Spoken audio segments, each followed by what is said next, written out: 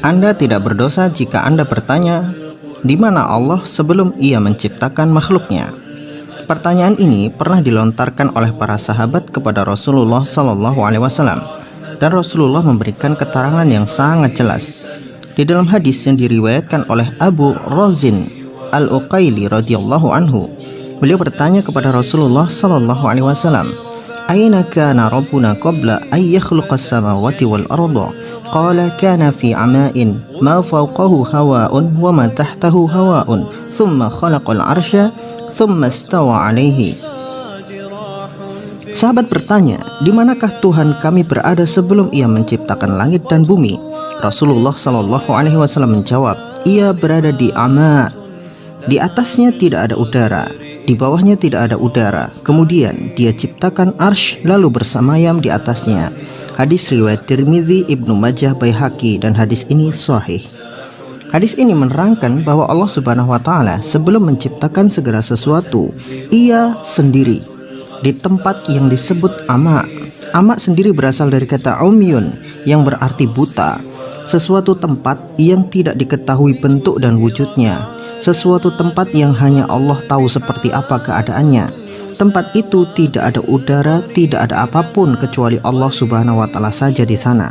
Allah lalu menciptakan arsy-Nya, kemudian bersemayam di atasnya. Bagi sebagian orang, nantinya saya akan dituduh sebagai mujassimah dan lain sebagainya.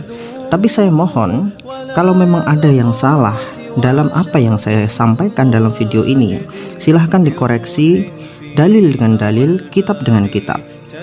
Itu saja. Jadi saya sampaikan apa adanya di dalam hadis, kemudian bagaimana para ulama berpendapat sesuai dengan hadis Rasulullah SAW.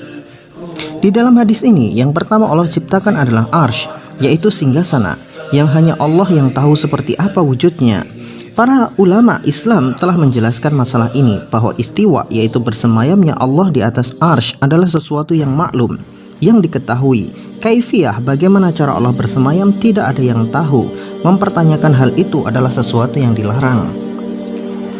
Penciptaan Allah Subhanahu wa taala terhadap arsy bukan berarti Allah Subhanahu wa taala butuh arsy, tetapi itu bagian dari kekuasaan Allah Subhanahu wa taala yang Allah sebutkan yakhluqu ma yasha. Kemudian ada wa yaf'alu ma yurid.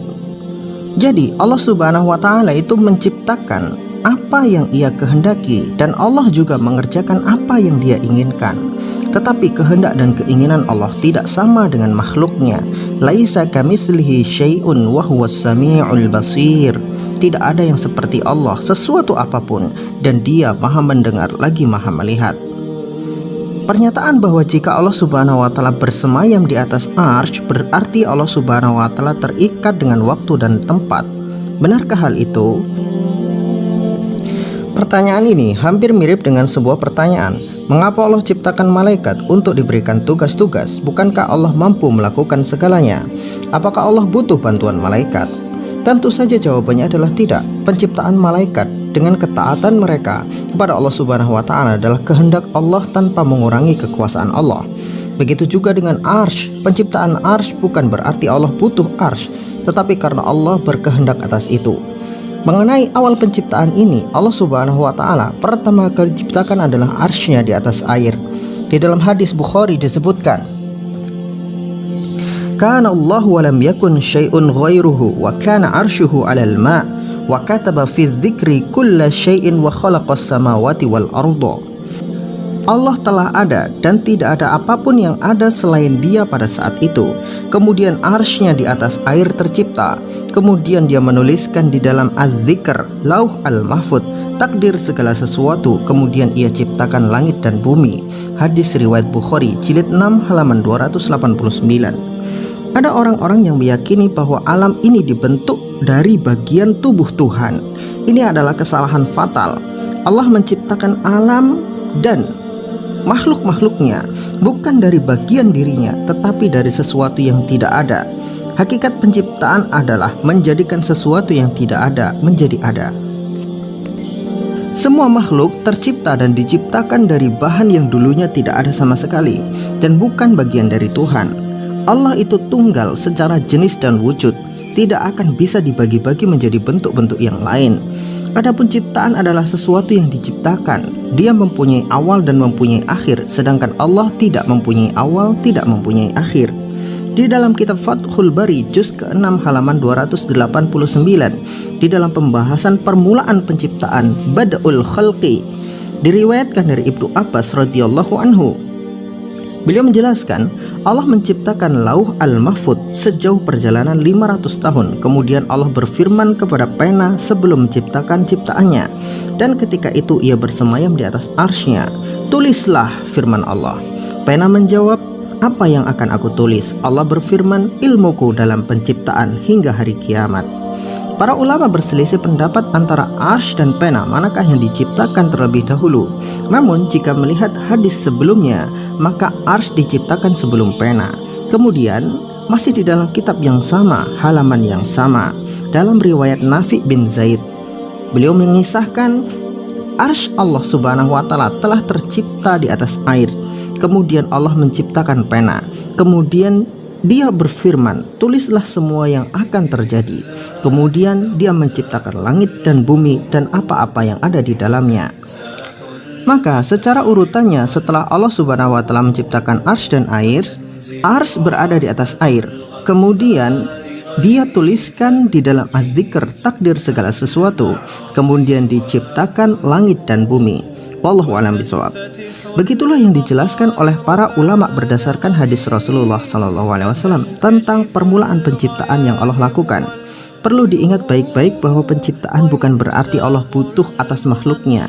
Ketika Allah ciptakan arsy, bukan berarti Allah butuh arsy, tetapi itu adalah bukti kekuasaan Allah mampu menciptakan segala sesuatu.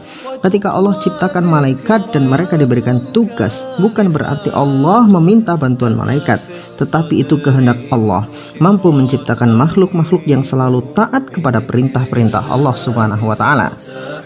Ketika Allah subhanahu wa ta'ala ciptakan jin dan manusia untuk beribadah kepada Allah subhanahu wa ta'ala, bukan berarti Allah butuh atas ibadah mereka, tetapi karena Allah subhanahu wa ta'ala berkehendak atas penciptaan mereka, dan Allah maha berkuasa menciptakan segala sesuatu. Di dalam hadis qudsi Allah subhanahu wa ta'ala firmankan, Ya ibadi, law anna awwalakum wa akhirakum wa insakum wa jinnakum kanu ala atqa qalbi rajulin wahidin minkum ma zada dzalika fi mulki syai'an. Ya ibadi, law anna awwalakum wa akhirakum wa insakum wa jinnakum kanu ala afjuri qalbi rajulin wahidin ma naqasa dzalika min mulki syai'an.